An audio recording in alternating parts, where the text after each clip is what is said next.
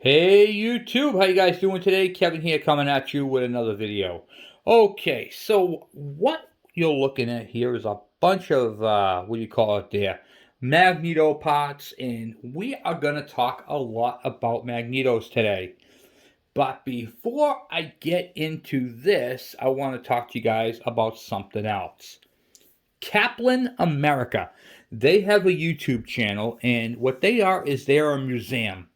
They restore bikes and they put them in their museum, and they're in Connecticut, and anybody can go in there and check it out.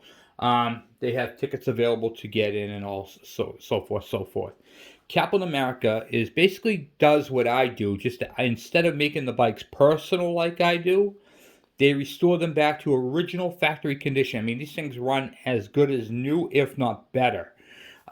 So definitely check them out. It's KAPLAN with a K. I'm going to put a link in the description below. Recently, they had some damage done to their roof and had put up a GoFundMe page to help them out. Now, they've already invested $7 million into this one big, huge, old factory or warehouse, if you will. And it's a historic building. And what better thing to do with a historic building than fill it with historic bikes? And I'm talking Manco, Honda, Kawasaki, Yamaha, everything, BSA, you name it, they got it in there. Okay, so it literally is a museum, and it is a beautiful place. So I'm gonna put a description in the. I'm gonna put a link in the description below.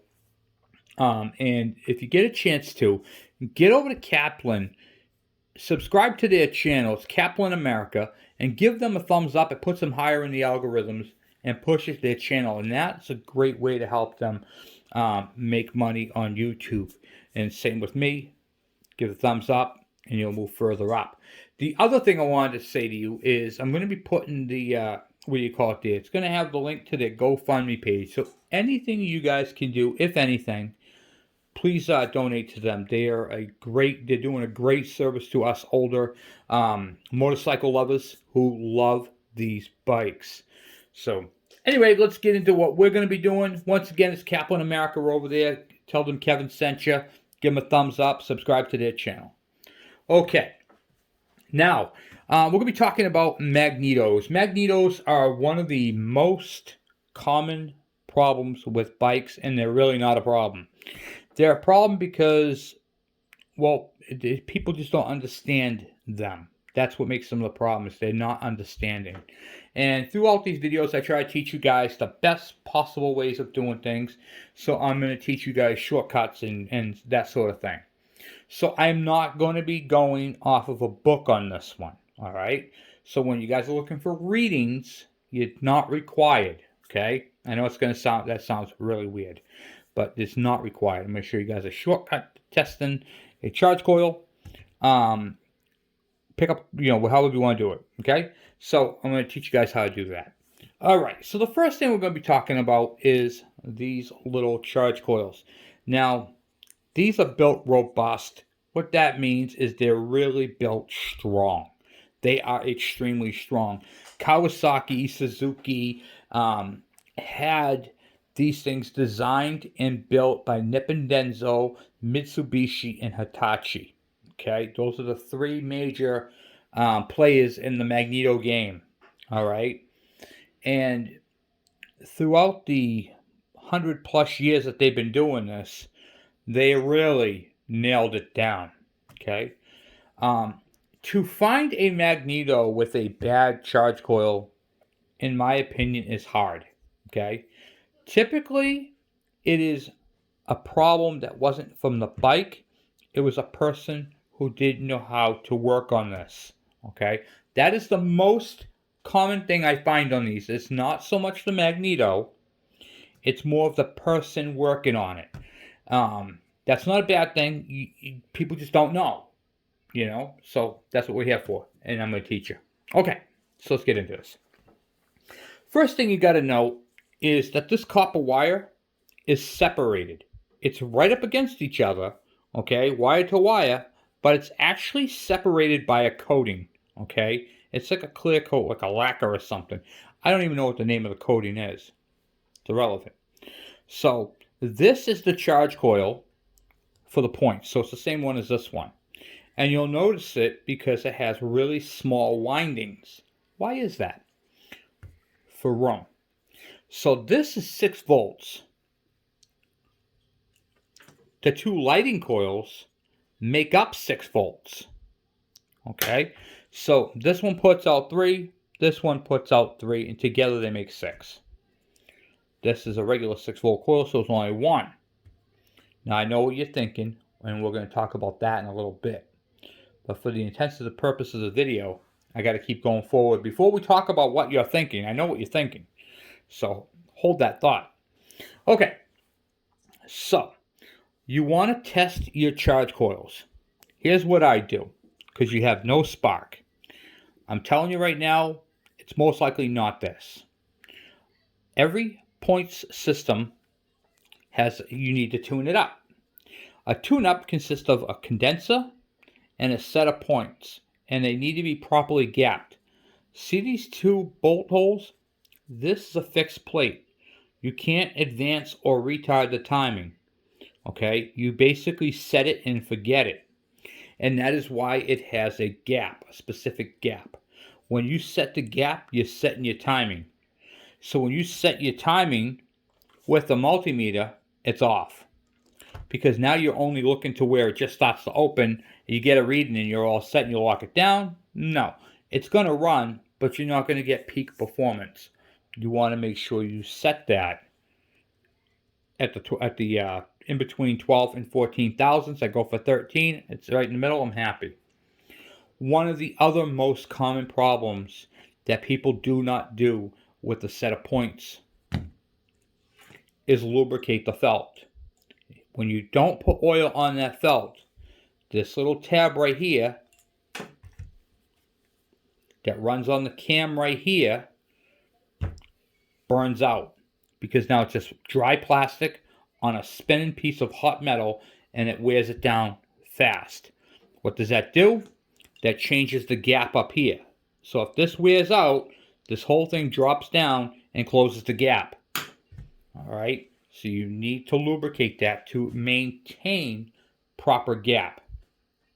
Alright, so let's continue. So now that we know that this is all coated and that the wires are not up against each other, they look like they are, but there's actually a film of coating between them. So let's talk about testing this charge coil. Okay, so I'm setting it just to the connectivity tester. Okay, I'm not setting it to ohms. It's just on the audio. So when I touch these 2 wires together, I don't even care what this meter is reading. It just makes an audio. Okay, I don't even care what the meter is. In fact, for all intents and purposes, it can stay like that. I don't care. All right. When you touch the 2 grounds on each side, you're going to get connectivity. That's okay, because it's supposed to. This is all one piece. So that's telling me that obviously it's connected. With that said, you want to undo your ground. Now on every one of these systems, they have a ground. This one happens to be right here. These ones right here happen to be, actually you can barely see it. Where are you? Right there. See that whole ground wire right in between there? Okay, that hooks up there. You see how they're just tabbed. Some of them have wires that go at the bottom, but this one does not. So they're kind of hard to see, but they're there. Okay, they go right to the grounds. Okay. Now what I want to do is I want to test this coil. First thing I'm going to do is undo my ground and the right off the condenser. You don't want to test this inside there, because if the points are closed, that means you have a completed circuit, and you're just going to get a it's going to look like it's shorted out. Okay, so you want to undo it from your condenser and the ground, which is the strap right there. Okay, condenser and ground. So I take them out completely and hold them in my hand, so I have the whole thing. It's easy to bench test. What you're going to need to do is take a knife, a utility knife. You use a blade, whatever you want. This right here happened to be a Christmas present for my sister-in-law, Lynn and Josh. Thank you again. I use this all the time. So what I do is I take the knife, and you can see the color difference. I don't know if you can see the color. See how that's... I can't really see it on the camera, but it's shiny, and then this is dull because it's got the finish on it. So what I do is I scrape this down.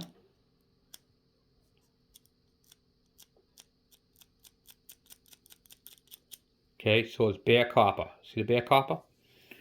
Now, I can take my multimeter. I still have it upside down because I don't even care what it's reading.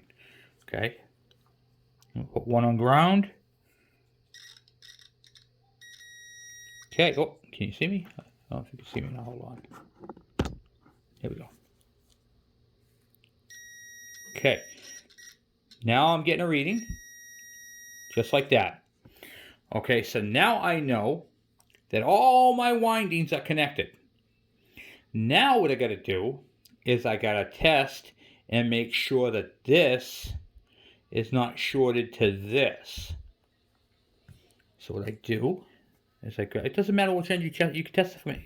Now that these two are connected, you can test it from either one. It doesn't matter. Okay, so I'm going to go from the wire I just stripped, and I'm going to touch it to this base. Okay, I have no audio. That's good. You don't want connection to that. You should have nothing. All right, and I'm going to show you guys why. See this? It's like a orangey, cardboardish plastic stuff. That's called an insulator. Now for that, I'll show you what I did. I'll show you guys a picture. So here is the core right here. So you remember when I took the multimeter and I went like this, and I get connectivity. You hear the audio. Okay, it's dirty, so that's the other thing too. You're going to want to clean it before you do this. All right, so now I know that my core is good, which is right. Here's what the core. I drew the core. You'll see two bolt holes, and this is where all the windings go. All right. Now, when I test this wire or this wire, doesn't really matter, to the ground, I'm checking my insulation. So there's the two side pieces, and then it goes across the middle. So none of this copper wire is touching the core. It's just wrapped around it, but it has insulation all the way around it. So this is a good charge coil. And then you can see how that looks with the windings. So the windings go around the insulation, in between the two insulations. So this copper wire right here never touches the core. And you can see the ground strap over there, and it comes out. Okay, so that is how you test a charge coil. Okay. Now, I have a lot of people saying to me, Kevin, I didn't know, but I cut the wire off my condenser and I don't have enough wire now. So, you can't keep doing this, but you can do it one time is fine. You can take your wire and you can just kind of see right here where the hot glue is. All right. You can typically, it's a little difficult to do. You might have to get a hot glue gun, but you can melt that glue a little bit. Okay, you can take the wire when it's short and pull it back around one more time. All right, giving yourself a little bit of extra room. Just make sure you slide the insulation down, and then you have more wire. Okay, you can do this about 1 to 2 times over the coil's lifetime. Now you're going to run into another problem. Okay, when you go to solder this onto the condenser, it's not going to solder. Alright, so what do you do in that case? So now you get extra wire. What do you do in that case? I'll show you. You're going to have to take your utility knife and scrape off. You can see how it's like a goldish color, like a brownish color, gold.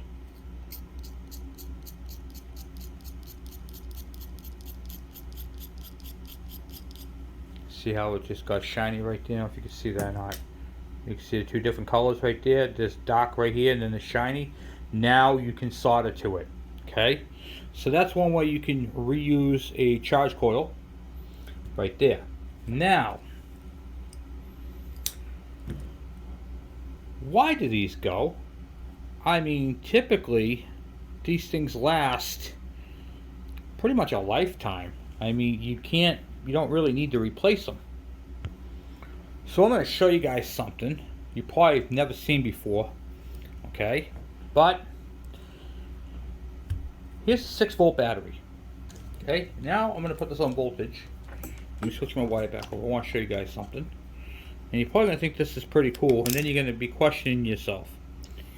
Alright, so I'll put this on the multimeter here. So it's on volts, DC, red to that, black to that. Can you see, guys? It has 6 volts in it. Okay, now watch this. Okay, for this test, I'm going to put this back to connectivity. This back off here. I'm going to show you guys something. Okay, I'm going to zero you guys in. I'm going to take this charge coil. I'm going to put one here on the negative, on the positive, and I'm going to go like this. See right there? See this box? Okay. You're probably saying to yourself, "What are you doing, Kevin?" I'm trying to short this out. Okay. I just put the. Hold on, so I'll show you this. Watch this. Ready? I'll go one better.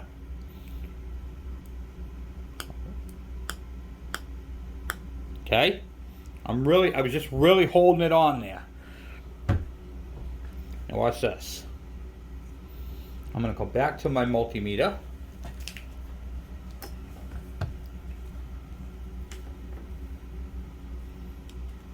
Gonna put this back onto the ground and onto here. Oh, let's see if I can find it.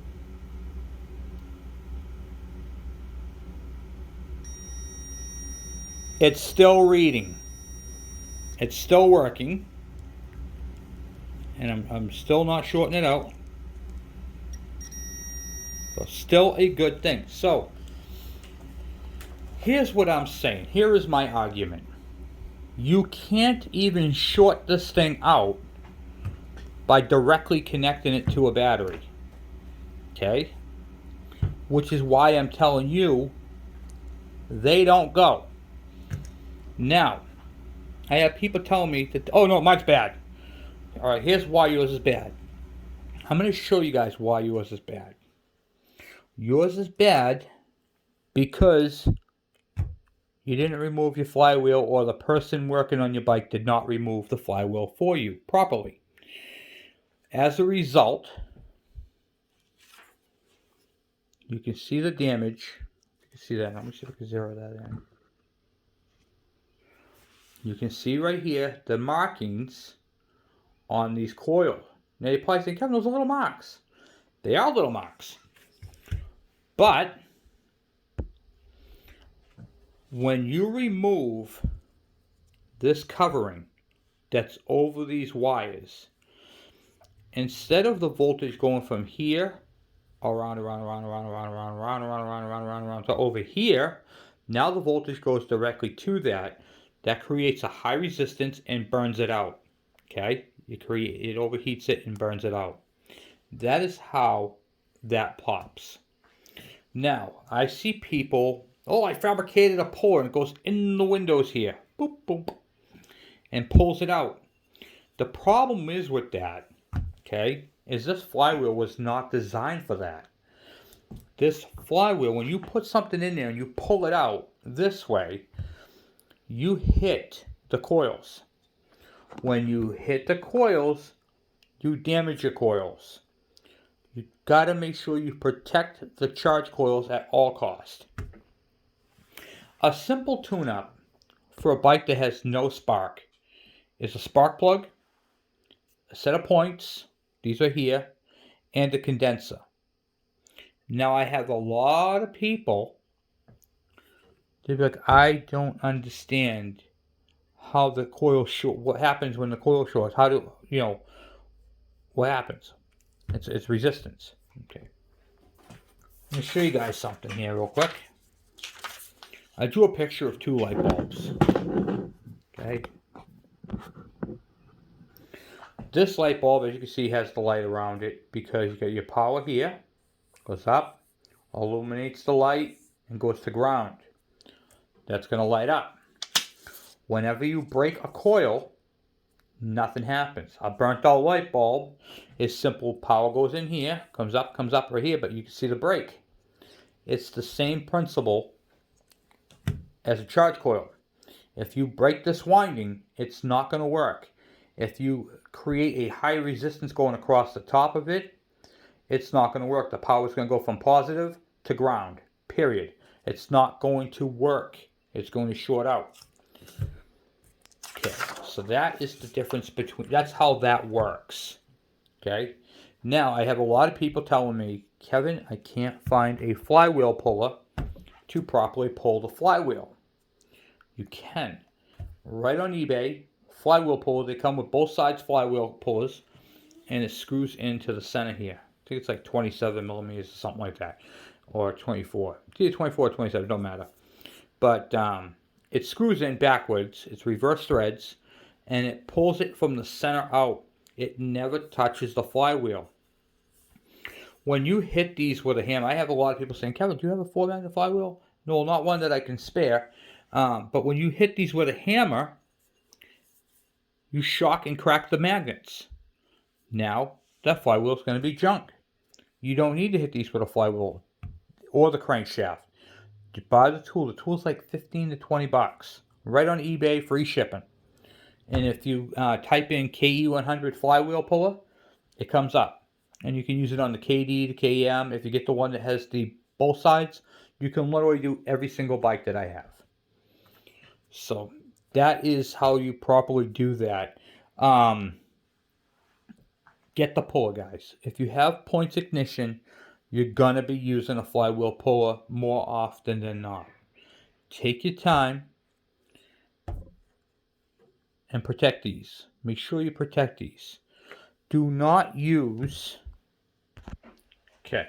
You never want to solder with an open flame torch unless it has a soldering tip. So this is a little handheld butane torch. This right here is just going to cook that thing. It's going to melt the solder too quick, and it's going to create too much heat on the condenser too rapidly. And then you don't want to solder with a regular pencil style because it doesn't have the wattage required to properly do that. You'll end up with a cold solder joint and could cause you all kinds of havoc down the road. What you want to be using is an induction soldering iron. This is the proper soldering iron, or this with a they have a flat tip for it, so the flame doesn't come out, it stays inside there. It gets really, really hot. And this right here is the equivalent of this if you use it with the tip. Okay. The other thing is, if you don't have a multimeter, there is a cheaper way of testing these coils that you can use, and let me show you what that is. This is called a conductivity tester. Conductance. Okay, it is not a test light. It has a light bulb in it and an alligator clip and a little sharp pointy end. And when you touch the end, it lights up. So you could literally take this, hook it onto your ground, okay, like so, and then no conductivity, and then you go over to this end right here, and you hold it on there somehow right there where you cleaned it, and you'll see the light coming on, and then you know that it's good. Like I said, you don't need to take an ohm reading. If you were, 5 ohms or lower is good. Anything over 5 ohms is considered high resistance, but you're not going to find that. You're either going to find it breakage, or you're going to find it with, what do you call it there? Damage to it. You know, you're just going to, that's how it's going to be. It's not going to be, like I said, I just hooked this right directly across the battery and couldn't pop it. So you're not going to do that, and that's dangerous. Okay, I mean, you could even, I would say, go on a 12-volt battery and do the same thing. It's just, this right here is acting like a light bulb, or it's a resistor at this point. When you hook it across the battery, it becomes a resistor. So you're not going to pop it. All right, so there's that and the other thing. If you guys have any questions about this, please please ask me in the comments below, or you can hit me up on my Instagram. I now have Instagram. So Kevin Bergeron 76 Instagram. And you'll see some other bikes that you don't normally see on the channel. Some of the old bikes that I sold, except for the black one, I still have that. I have my picture of my Honda Matic on there and all that happy stuff. So there's a lot of stuff, guys. But remember, points and condenser. Oh, there is one more thing I do want to talk to you guys about. Faulty ignition. And this is because people look in the window, right here, and they see that the points look good. So before we end this video, I'm going to talk to you about our points. The points are set up on a spring. They're spring loaded, and they should move up and down quite freely. If they move and then they slowly snap back, that's bad. Do you see this center part right here? That is called a insulator. Okay, that insulates this metal piece from this metal piece, allowing this to open. So this is actually, we call it a set of points, but it's actually a switch. Open, close, okay? Now, what I find happens is that insulation right there, the insulator, wears out. If that insulator wears out, you're going to have a, what do you call it there, from that pin to the spring is going to be a ground, and you shouldn't have that. So let's talk about checking points to see if they're actually making contact. Ready for this? Okay, so what you're going to want to do is you're going to want to open up, undo this nut here, and take this blue wire off. And then by finger, tighten it up. Okay? As tight as you can get it by hand. You don't need to use a pair of pliers, just snug by hand. Now you get your points, and they are isolated. These points are connected to no other electrical component. It's not connected to your condenser. It's not connected to your charge coil. It's just solo mio. Now what I'm going to do is I'm going to use that cheap, generic, you can get this at any hardware store. These things are like $3. Maybe $5 at the most if you get a nice one. This one right here actually came in a little kit, and it's made by GE, and let me tell you something. It takes a regular AAA battery, and it's very fragile. It's very weak. It's junk. But it works good. So now what I'm going to do is I'm going to hook on my alligator clip to the points, just like that. I'm going to use the ground screw because it's convenient right there. And now I got points. See the light right there? The light's on. Points are connected to ground. All right. Now when I'm going to use my thumb, when I use my thumb and open the points, the light should shut off. Insulation good, insulation bad. Now, if I had opened up my points and the light stayed on, that means this insulator is bad. Okay? So what that would look like, it would look like this, with the points closed and opened. Okay? That's what it would look like. And all I'm doing right now is I'm touching the back side of the screw, so you get the idea. So if you see this, that's normal with it in the closed position, but when you open it, it should be off. Okay? And this one is working beautifully. Right there. And then you can wiggle it, see if you can move it around. But every time they make contact, it should. It's good. Good set of points right there. Okay? And that is how you check the points. The condenser, I don't test because I don't have a capacitor tester. But here's a rule of thumb. I replace my condenser on my points powered bikes. I have 2 of them. I only change this every other set of points. So I don't change this every time I do a tune-up and I do points. I do this every other time. You get a lot of life out of these condensers. You don't need to spend the money and buy them every single time you do points. Points outlast these things 2 to 1. Okay? So remember that. You don't have to replace it all the time. Check your points. If they're bad, replace them. If it's the first time doing a tune-up on a bike, replace both of them together. Okay? Hopefully that helps you guys and gives you guys the proper angle that you guys need to go at to diagnose your bikes. And you can do that same test on these coils as well. You just need to make sure you take it apart and dismount it. I'm also going to tell you guys, take your camera, take a picture of it first. You can take a Sharpie marker if you want. As a rule of thumb, because a lot of times people are not sure which way it goes, go one here, one here. Then on this side over here, do the opposite side. Now you know that this coil right here, if you accidentally put it on this spot, it won't line up because the mark's not in the right spot. Okay? Give yourself a reference. It's most important to know how you took things apart. The wiring goes on the back side. So when you get these coils out, the reason why these windows are here is so you can pull it this way, turn it sideways, so that the coils can go through the windows, which sometimes can take a little bit of work. Okay, but that's what those windows are for. So you can take the coils out. Alright, and that's how you put them back together. They go from the back forward, and then set them into place, pop your screws in there. Make sure you clean up all your grounds. Okay, piece of sandpaper, doesn't matter what grit. Take your coils, clean up the ground there, and where it mounts. That way when you put it together, you're getting a good ground. Even if it looks clean, there could be some oxidization there, and that can also slow you down. So make sure you clean up your grounds, clean up your connections, and that's pretty much it.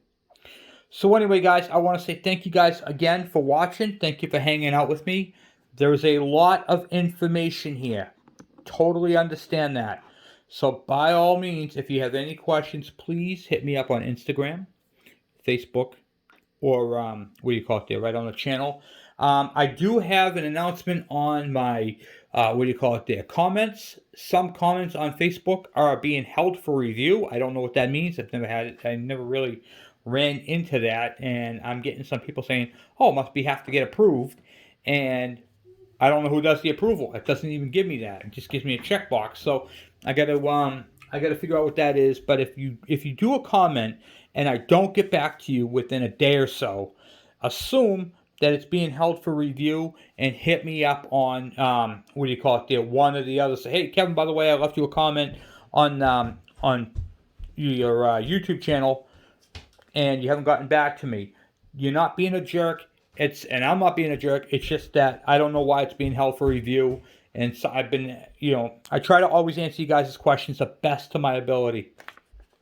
So please hit me up on one of the other ones if you don't get an answer within at least a couple days. Because, my job here is to teach you guys and to get you guys up and running. And I would hate to have you guys ask me a question and not get an answer. There's nothing worse than that. So please hit me up on Instagram. Check out some of the other bikes. And, well, that's pretty much it. So thank you guys for watching. Thank you for subscribing. Thank you for hitting that bell icon and the thumbs up. And don't forget to check out KAPLAN America. All right? And I will talk to you guys later. I'm out.